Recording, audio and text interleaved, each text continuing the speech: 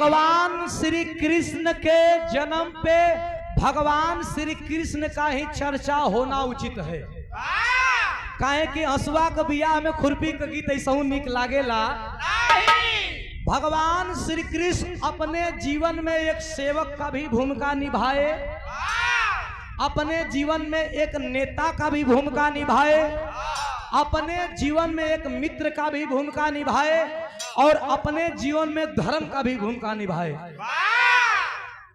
और अपने जीवन में एक राजा का भी भूमिका निभाए। भगवान श्री कृष्ण की चर्चा जहां से छेड़िए और जहां से मिल जाए वहां से भी आनंदित होती है। एक चर्चा भगवान की मुझे मिली है। कैसे मास्टर? बिरहा में 4 लाइन भूमिका बा।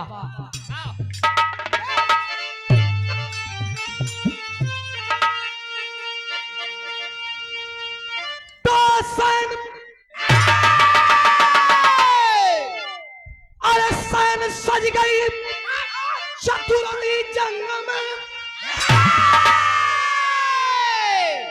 अरे जब लगी दाव पर हस्तिनापुर की हस्ती, और सो गए पारसैया पर दादा भीषम, अरे डूबने थी लगी हमारा बीच कश्ती, गुरु दौड़ का है बधन हो गया, अरे सेनापति कल बना कौरवों का, है चिंता भरी दिल में केसों के भारी, हुए मगन हर्ष बढ़ा कौरवों का।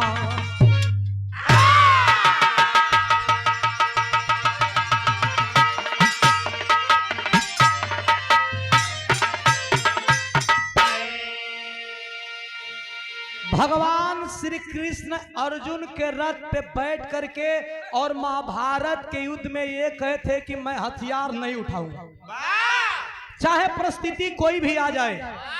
लेकिन भगवान श्री कृष्ण दुविधा में उस वक्त पड़ गए जब बड़े बड़े वीर मारे गए। कौरव और पांडव दोनों लोगों के गुरु द्रोणाचार्य मारे गए। अपने इच्छा से जीऊंगा, अपने इच्छा से मरूंगा, इच्छा मृत्यु का वरदान पाए हुए दादा भीष्म भी बाण के सैया पर लेटे हैं। उस समय कौरव दल का सेना नायक किसे बनाया गया? वही दानवीर कर्ण को। जब दानवीर कर्ण को अमोघ शक्ति प्राप्त थी, आया अर्जुन के सामने, तो अर्जुन के सामने जब आया तो भगवान कहते हैं कि अरे पार्थ, ऐसा कर तू रथ से नीचे उतर करके और रथ के पहिए के पीछे छिप जा। अर्जुन कहना कि हम इतना बड़ लड़वैया बड़का बड़का वीर के मारी ला, हाई करण से हम डरा जाए का? भगवान कहना जब जैसन तब तैसन। भैया हो, भगवान की बात मान करके अर्जुन जब रथ के पीछे लुकाई लहुमन, तो जब कर्ण आया तो देखा कि भगवान श्री कृष्ण है, अर्जुन नहीं है, तो समझ गया कि मामला क्या है। बिरहा में कव्वाली का टुकड़ा लगत बा। ई कव्वाली के हमारे गुरुजी विजय लाल यादव गुरुजी के गुरुजी स्वर्गीय रामदेव गुरुजी बड़ा मचल के गावा मास्टर। कैसे?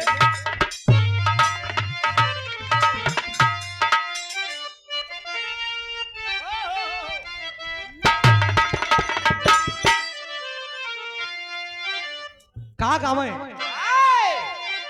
अरे काबे में, अरे काबे में तेरा जलवा,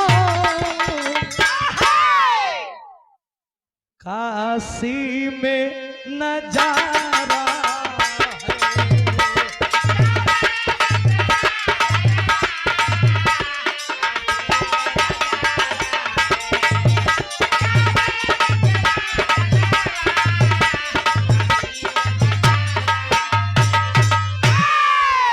लेकिन इतना जितना भैया बिरहा सुने बैठे बाण हमार उस्ताद के हमार गुरुजी के विजय लाल गुरुजी के पता चलल कि आज बिरहा मालीपुर में बा तमें फोन करके कहला बेटवा मालीपुर के बारे में जानत हुआ हम कहली वो जिले में हम पहली बार जाते हैं गुरुजी कहला कि जहाँ से देखब तहाँ से सुनवैया लौकी हन और एक एक सुनवैया 1000 सुनवैया पर भारी हुवन काहे कि मालीपुर के धरती पर बड़ा संभल के गाया हम कहलिए कि गुरुजी हमके भेजत हुआ कि डेरवावत हुआ ई बतावा पहले कहला नहीं संभल के गाया ता बिरहा में भाव बा जब भगवान श्री कृष्ण अर्जुन के रथ का पहिया के नीचे पीछे छुपोइले हवन आ करण देखलस कि अर्जुन हइये नहीं खान तब भगवान के जान गेल कि ये सब छल बल किए हैं जल्ला ए भैया आज जब करण देखलस तब भगवाने के कुतनी उरेब बोलत बा का बोले मास्टर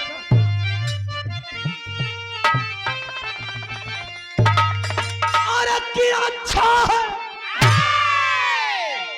ई लाइन के स्वर्गीय रामदेव गुरुजी गाँव में बिरहा माने रामदेव और रामदेव माने बिरहा कैसे मास्टर अरे क्या अच्छा है अरे क्या अच्छा है अरे मर जाओ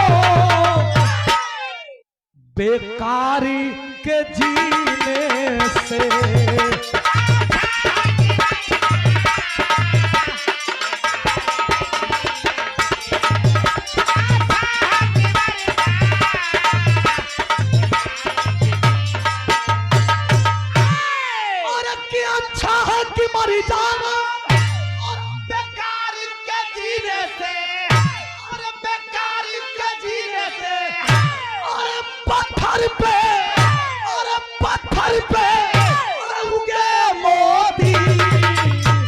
मेहनत के पसीने से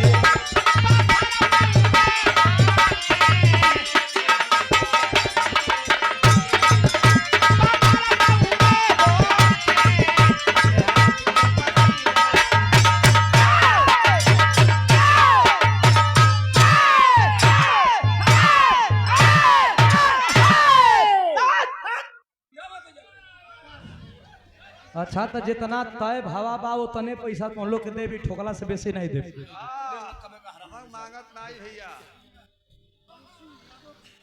रिपीट समय नहीं खे फिर सुना चाह लोग येहू से भी रस हो बाद में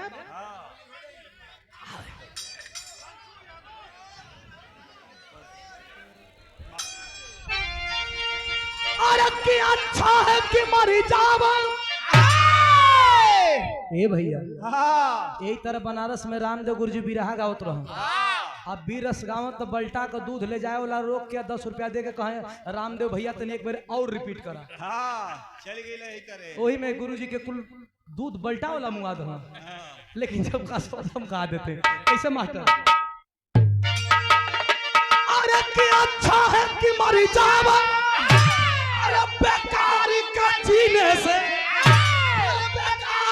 जीने से अरे पत्थर पे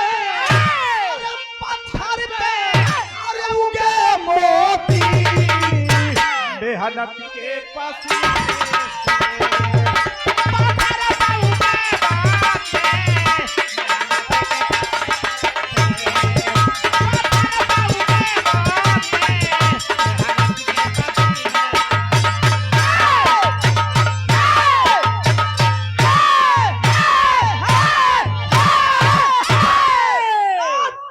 भैया भगवान श्री कृष्ण कैसो कैसो अर्जुन का जान बचा दलन। एक नियम रहे हमार गार्जीवन कि किरण डूबला के बाद महाभारत का लड़ाई ना हुई। आज जब किरण डूब गए करण कैसो जान गए कि भगवान का कुल काला छल और रात जब भयल पांचों पांडव शिविर में बैठल हवन सबकर चेहरा नीचे गिरल बा। भगवान श्री कृष्ण का सामने जा करके युधिष्ठिर कहने लगे कि सुना था कि करण हमारे छोटे भाई को आज लपेटा में ले रहा का। करण लपेटा में नहीं ले रहा भाई आज मारू दे रहा तू कहा कि रथ का पीछे लुकोई ले रही सुना और रोज रोज तोहर भाई को बचावे के हम जिम्मा नहीं ले ले, ऐसे कि कोनो उपाय कर लोग करण के मारा। भगवान का बतिया सुन के युधिष्ठिर महाराज कहना कि करण कैसे माराई, ओकरा पास अमोघ शक्ति बा। कहना कोनो उपाय नहीं खे, कहना एक उपाय बा, भीम का लइका अगर आ जाओ तो करण मरा जाओ। भीम का लइका? भीम कहना मोर लइका कहाँ बा भैया? कहना तुम्हार लइका सुना, जब तुम लोगन का वनवास अज्ञातवास चलत रहल, जब चलत रहल तब वो घरी भीम एगो राक्षसिन से बियाह कैले रहल। उ राक्षसिनिया का नाम रहल हिडिंबा। आ हिडिंबा का लइका बा घटोत्कच। घटोत्कच इतनी बड़ियार भवा बा कि अगर एगो गोड़वा रखी तो लगभग 10-20 हजार सेना कुचल के मर जाई। युधिष्ठिर कहना कि इतना बड़ियार बात, वही के बुलाओ भगवान। आई हर भीम छाती चौड़ा किलो कि हमार लइका हमरो से बड़ियार बा। अच्छा, तब बड़का रूप बना के जब आयल, जब बड़का रूप बना के आयल तो सब लोग खुश बा। नकुल सहदेव लगना जाके भगवान श्री कृष्ण के सामने ही तर कांपे। भगवान कहना तुम लोगों के खुश होके के चाहिए, तू कांपत का हुआ भैया? कहना ए भैया मैं से कांपत है कि भीम हमनों से बड़ियार हमनों को भोजनिया छीन के खा गए, उनहू से बड़ियार उनकर लइका आ गवा। हमर लड़ाई तो जी जाइए भैया, लेकिन बाप बेटा खैला बिना मुआ दी। आयल भीम का लगना परिचय करावे अर्जुन। हई देखा, हई तोहार बाबू हवा, हई तोहार बड़का बाबू हवा, हई तोहार चचा हवा, तोहार जेठरी माई है। हो भैया के द्रौपदी। कहना यो तोहार मैये लगी हम। लगल घटोत्कच ओई शिविरवा में हर वर घूमे। अर्जुन कहना कि ये बेटा का घूमत हुआ? कहना हम अभिमन्यु के खोजत है। अभिमन्यु को नाव आते पांचों पांडव सन रह गए, क्योंकि अभिमन्यु मारा गया था मेरे बाबूजी। जब अभिमन्यु मारा गया था उस समय आके अर्जुन बताते हैं कि सुनो अभिमन्यु कहाँ है। बिरहा में तरज लगत बा मास्टर कैसे?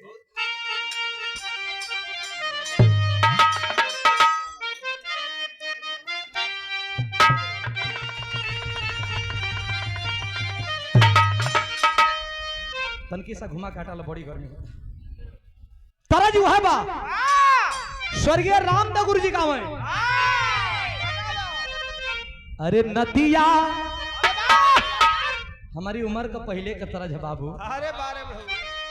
अरे नदिया किनारे मोर बोले हजार बार बोले,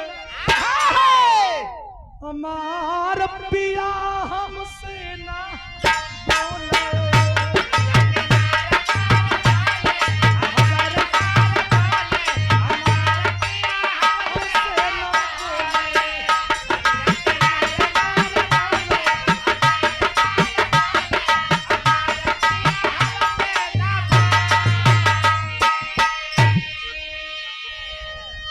जितना यूट्यूबर आइन हो कुल गाड़ी घोड़ा से, ट्रेन से ही, मोटरसाइकिल से आ गई।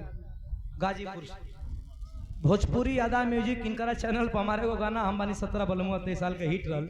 हमारे छोट भाई आदित्य आपके द्वारा पुरस्कार, धन्यवाद। देखा ये तरजिया के बुल्लू गुरुजी कैसे गावे।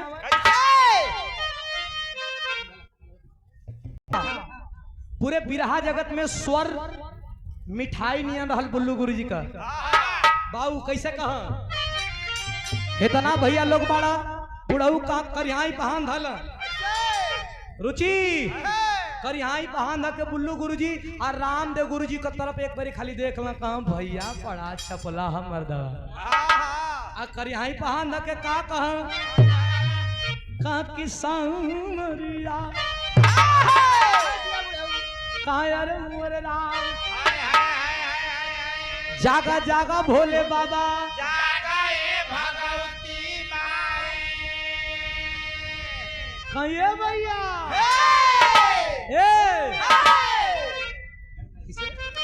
अरे गंगा जी के तनु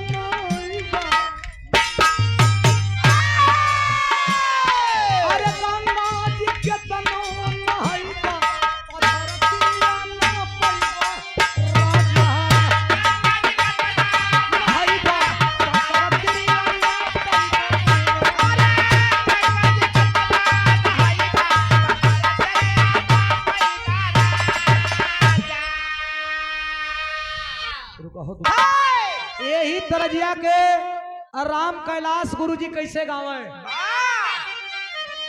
ए हो अरे हम तोरा डिंपल का पाड़ी,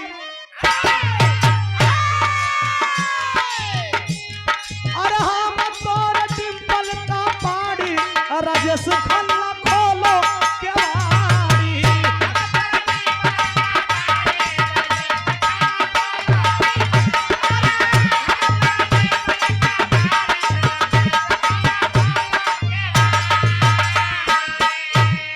यही तरजिया के हमारे गुरुजी विजयलाल गुरुजी कैसे गावेलन कि भैंस सुअर हर जाई, अरे भैंस सुअर हर जाई, घूमी जतन रतन मोटा, भैंस सुअर हर जाई, घूमी जतन रतन।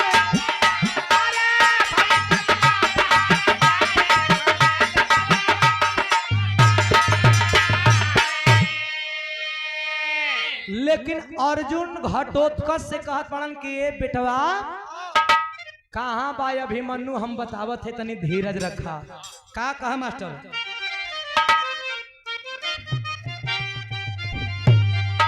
तनी हारमोनियम का को बढ़ा देतन की तनी कैसे? अरे धोखावा भैया हो, भैया बड़का भैया, अरे धोखावा से मरले मुदैया, अरे धोखावा से मरली मुदैया, अभिमन भैया तोहरू। ए बेटा अभिमन्यु तो मारा गया, वो भी धोखा से, धोखा से मारा गया। एक लाइन और कहते हैं अर्जुन की बेटा मारा गया है, लेकिन सुनो बोले घटोत्कच, अरे सैया अर्जुन पीला खा, अरे भाई ने हमारा चक्र बिहू में, चक्र बिहू में,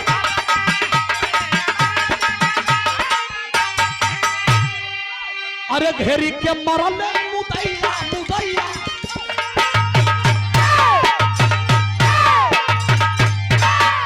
अरे घेरी के मरल मुदैया,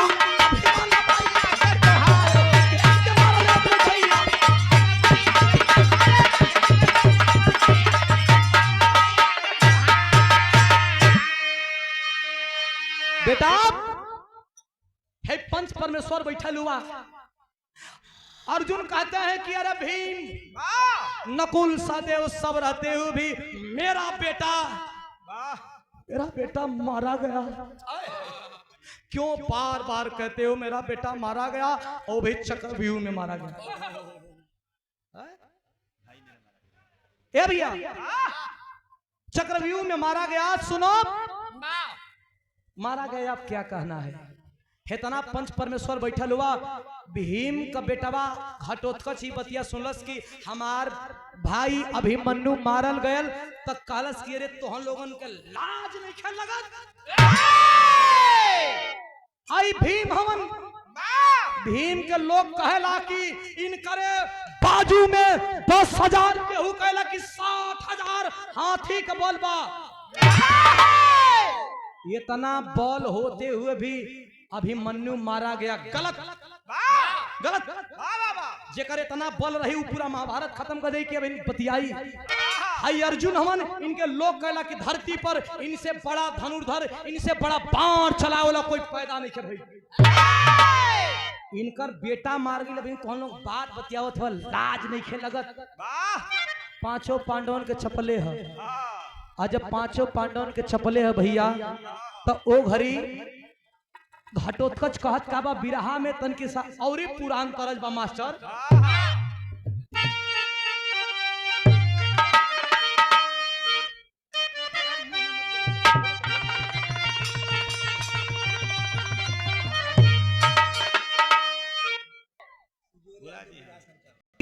तरज के हमरे देखा बनारस का ओया बड़ा मचल के गाँव कैसे गाँव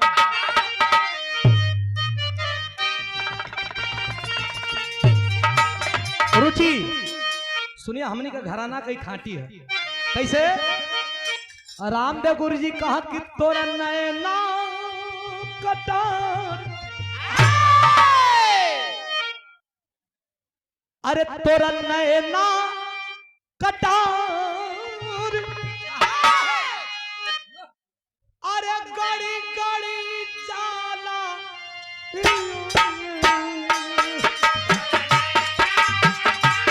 गड़ी गड़ी जाला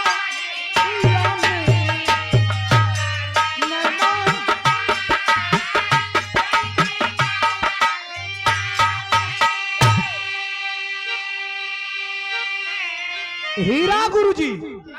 हीरा गुरुजी कहा कि बूढ़ावा बेईमान बूढ़ावा बेईमान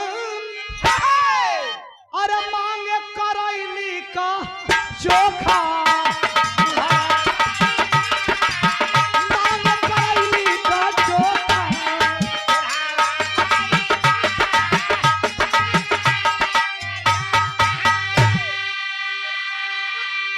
लेकिन हेतना भैया सुनवैया हुआ घटोत्कच कहत का बात तनी बीरस कलाइन है ए तनी होशियार हो जा लोग कैसे कैसे अरे पोला बाका जुझार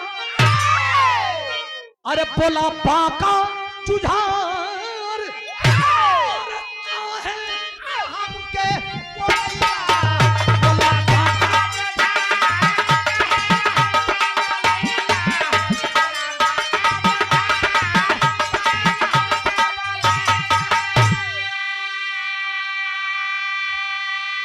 भारतवा खत्म कर दिलती भगवान कहला कि हाँ हम बड़का नेता भयल हुआ है पांचों पांडव लड़त लड़त सकसीन हो गर्मी आ गई आ तू अइला लड़ाई रोकवावे लड़ाई खत्म करे सुना जे के जवन बनावा गवाह है उहे करी तो के काहे बुलावल गइल बा ई सुना का कहे मास्टर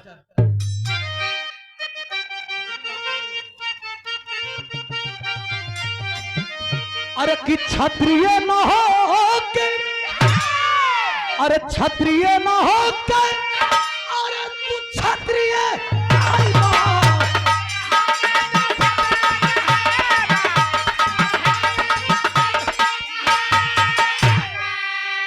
अरे जबकि समरिया में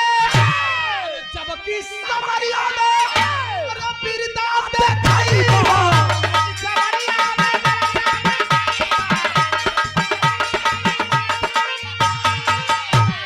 अरे कर्जा शेर सारा कर्जा शेर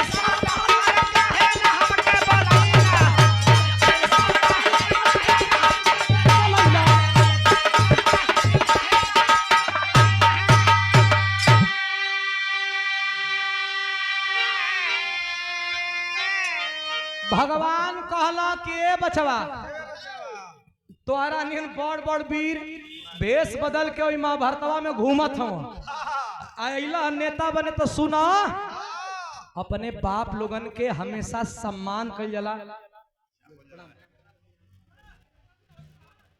अपने बाप लोगन के हमेशा सम्मान कइल जाला अपने बाप के उल्टा सीधा बोलल नहीं जाला बाबू हो इतनी बतिया सुनते जब अगला दिन का तैयारी कैले हो घटोत्कच लड़ाई के मैदान में लड़े बदे चलल हो तब बिरहा में टेरी का भाव लगल बा मास्टर टेरी का भाव बा 5 मिनट और बिरहा बा लेकिन एजा सतन की सब बिरहा घूम जाई कैसे मास्टर श्री बहुत बहुत धन्यवाद भैया हो तनी सुनिहन 5 मिनट और गाना बा हमार जब घटोत्कच लड़ाई के मैदान में गयल हो आज जब गयल हो तब घायल का मास्टर टेरी का भाव बा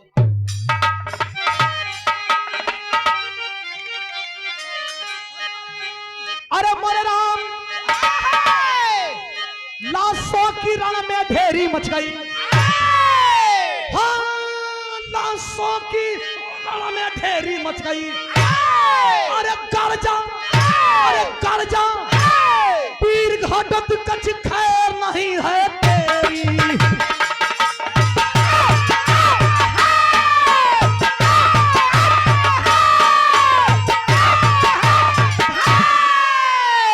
बाबू हमार तनी सुनिहा गयल त लगल बड़े बड़े वीरन के मारे दुर्योधन से जब सामना भयल तो दुर्योधन छिप के कहां पहुंचल उहे करण केन पहुंचल कलश के भैया का करत हुआ। करण बोलस कि अर्जुन के खोजत हैं यही अस्त्र से मारे बदे। जब अर्जुन के खोजत हैं यही अस्त्र के मारे बदे, दुर्योधन बोला कि अर्जुन नहीं आएगा, भीम का बेटा आया है और उसी पे अमोघ शक्ति चलाओ। करण बोला कि यही बच्चा ये लइकन पर हम चलिए अपन अमोघ शक्ति जियान करे, हम मारा भी अर्जुन के। दुर्योधन बोला कि तू अर्जुन के मरबत है, अर्जुन यहाँ नहीं सुना, हमके लागत है कि तू पांचों पांडु से मिलल हुआ यही से बढ़ावा चलावत ना हो।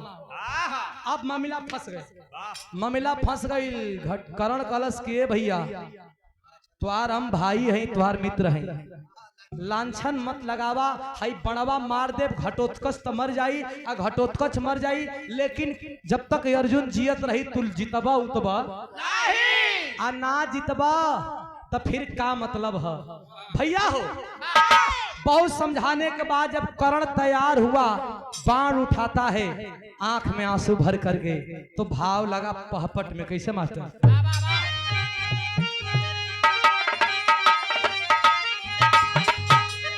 कैसे? अरे विवश हुआ, अरे विवश हुआ, तान पीर पलवनवा बनवा मरले बा, अरे कट के नाचे धरती पर गर्दनवा बनवा मरली बा।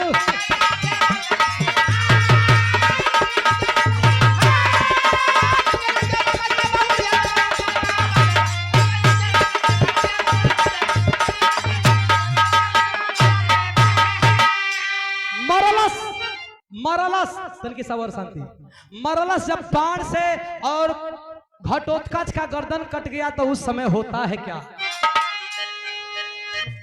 अरे दुष्ट दुर्योधन मगन हुआ,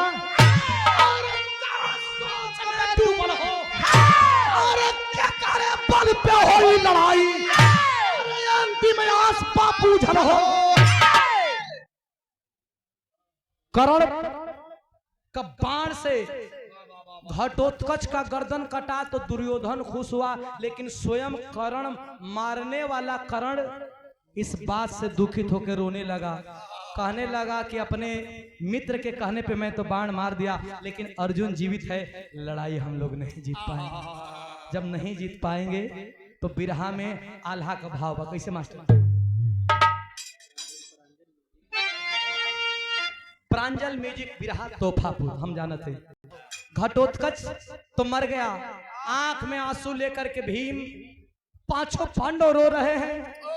भगवान श्री कृष्ण की हम लोग आ रहे हैं जन्मोत्सव में मनाने के लिए, लेकिन बिरहा सुनने वाले मेरे मित्र, महाभारत के लड़ाई में उस समय भगवान श्री कृष्ण जी अर्जुन पे पहली बार गुस्सा हुए थे, उपदेश नहीं दिए, बोले कि सुन तेरा बेटा अभिमन्यु मारा गया, भीम का बेटा घटोत्कच मारा गया, अरे कब लड़ाई को अंजाम देगा तू? जोश खरोश भर करके और लड़ाई के मैदान में भेजते हैं। खानपुर बिलहरी आल्हा लगत बा भैया। अंतिम भाव कैसे हो?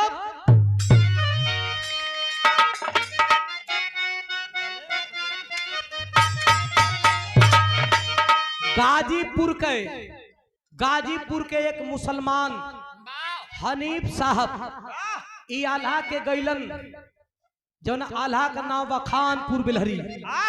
कैसे गैलन मास्टर?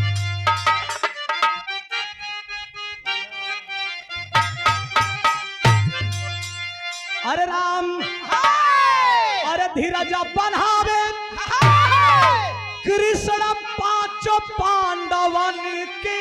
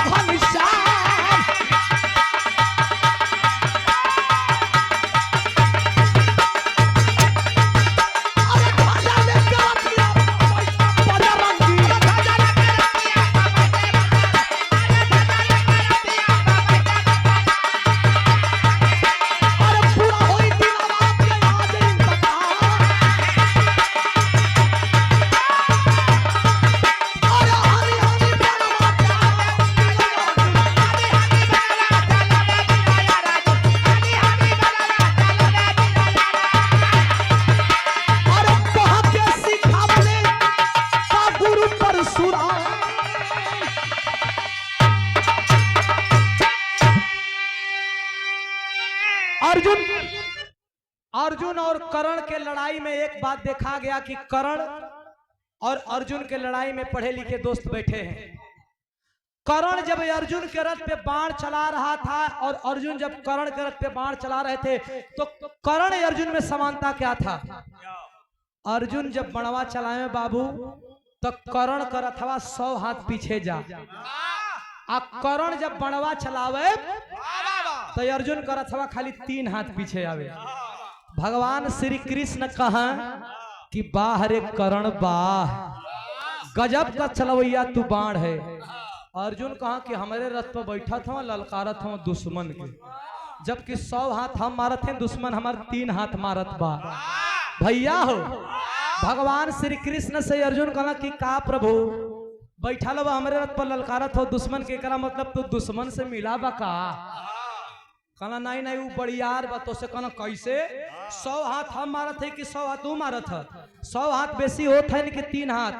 कहना नहीं बेसी तक 100 हाथ होता, लेकिन सुना तोरे रथवा पर 3 लोगों का भार लेके हम स्वयं बैठी बा। आइए तने नहीं तोहरे रथ पर जवन झंडा फहरत बा वही झंडवा पर वीर बलि हनुमान अपन पूरा गदा का भार लेके बैठल बड़न। आ इतना भार होइला के बाद भी तुहार रथ 3 हाथ पीछे आवत बा, समझा कि हमन ना रहती है तो तुहार रथवा कहाँ जाई? भीतर चल जाता पाताल लोक में अंदर। यही बोलो, यही बोला भैया। ए भैया भगवान श्री कृष्ण कहना कि ओके परशुराम भगवान का श्राप प्राप्त बा।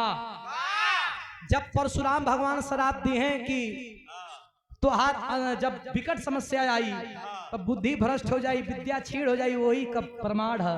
नहीं तो अबले तोहरे जैसा अर्जुन के आमना सामना में कब्बे खत्म कर दे। तब तक कर्ण का रथवा 1 हाथ गड्ढा में धंस गए। कर्ण धनुष बाण रख के अपने रथ के कंधा से उठावत बा।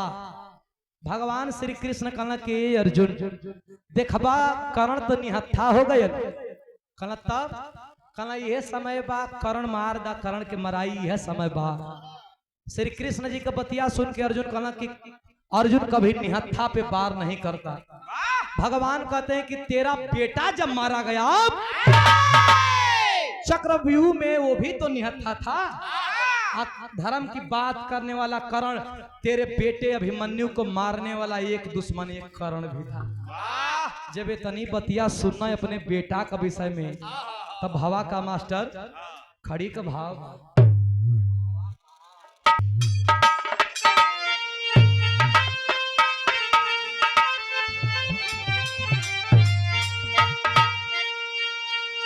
इतना गर्मी में भैया के एगो साबुन ले लेबा तो गजियाऊ जाई। हाँ। कैसे भैया?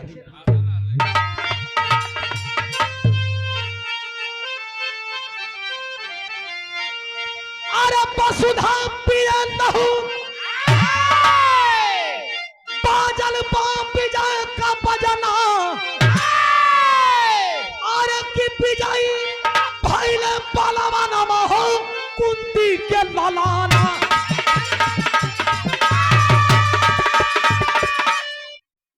मरलन जब कर्ण के मरलाहन तक कर्ण कुछ दूर जा करके और तड़पने लगा। मरने वाला कर्ण है। अर्जुन को घमंड हो गया। भगवान कहते हैं कि अर्जुन 2 मिनट लेंगे तेरा। कहना कैसन? कहना कि तुझे घमंड हो गया, तू अपनी बाहें को फुला रहा है। अर्जुन कहना कि कर्ण के मरले ही मजाक थोड़े है। भगवान श्री कृष्ण ब्राह्मण का भेष बना करके गेरुआ रंग का कपड़ा पहन करके अपने भी और अर्जुन को पहना करके लेके जाते हैं। कहाँ? कर्ण के पास। और कर्ण से कहते हैं कि अरे कर्ण मुझे भिक्षा चाहिए। कर्ण कहता है कि ब्राह्मण मैं भिक्षा देने लायक नहीं हूँ, क्योंकि मेरे पास कुछ देने के लिए नहीं है। कर्ण की बातों को सुन करके भगवान श्री कृष्ण कहते हैं कि तेरे पास देने के लिए है लेकिन तू देना नहीं चाहते हो। कर्ण कहता है कि मेरे पास देने के लिए क्या है? भगवान ब्राह्मण भेष में कहते हैं कि तेरे पास देने के लिए एक सोने का दांत है। भगवान की बात को सुन करके कर्ण कहता है कि ये टूटेगा कैसे? कोई पत्थर लाओ। भगवान की बात, भगवान कहते हैं कि मैं तेरे यहाँ गुलामी करने नहीं आया हूँ, भिक्षा लेने आया हूँ। अगर तुझे मन है देने का तो दे, ले तेरे लिए मैं पत्थर नहीं लाऊंगा कि तू तोड़ेगा तो देगा। बाहर करण, करण जाता है एक पत्थर लेकर के अपने दांत को तोड़ करके श्री कृष्ण को ब्राह्मण भेष में देना चाहता है। तब तक भगवान कहते हैं कि क्या रे करण, तुझे कोई नहीं बताया कि ब्राह्मण को जूठा दान नहीं दिया जाता है। भगवान की बात को सुन करके वो तो समझ रहा है कि ब्राह्मण है। भगवान की बात को सुन करके करण कहता है कि ये दांत को मैं धो करके दूंगा, मेरी तीर धनुष कुछ दूरी पे पड़ी है, ला करके मुझे दे दीजिए। करण को कहते हैं भगवान कि मैं तेरी तीर धनुष नहीं लाऊंगा, तुझे खुद लाना पड़ेगा। भैया हो, जब तीर धनुष ला करके धरती में छेद करके और करण जब अपना दांत धो करके देता है तो करण को भगवान वरदान देते हैं असली रूप में आकर कि मांग ले करण, मांग ले करण। यही कृष्ण भगवान नारायण रूप में आके कहते हैं कि तेरी भक्ति से मैं प्रसन्न हूं, तो कुछ मांग ले। अंतिम भाव गाने जा रहा हूं मित्र। भगवान श्री कृष्ण की बात को सुन करके करण कहता है कि मेरी माँ जब कुंवारी थी तो मेरा जन्म हुआ और मैं जीवन भर जिल्लत सहा हूं, मैं मर जाऊंगा तो मेरी लाश को कहीं कुंवार जगह पे जलाइएगा। भैया हो, कुंवार जगह के खोजे बदे भगवान चल ले बाणन, पूरे धरती पर कहीं कुंवार जगह ही नहीं खे। लेकिन गुजरात में कुंवार जगह मिल गई केतनी, सुई के नोक भर जमीन मिलल बा। भगवान एक सुई मंगवाते हैं और उसी सुई के नोक भर जमीन में सुई को धंसवाते हैं और सुई को धंसवा करके उसके ऊपर अपना हथेली रख देते हैं। हथेली के ऊपर चीता सजा करके करण के लाश को जला करके उसको दिया हुआ वरदान पूरा करते हैं। बोलिए वृंदावन बिहारी लाल की। भगवान की ऐसी लीला है। अंतिम भाव गुरु बिहारी गुरु गणेश गुरु राम लाल गुणकारी।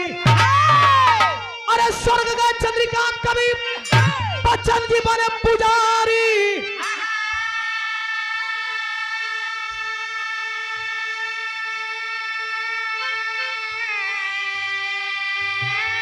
अरे लाशों की रण में ढेरी मच गई तो सुधीर विजय लाल तू करो ना हेरी।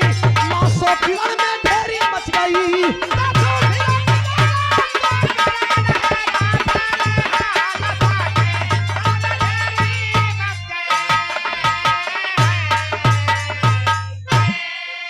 कोनो गलती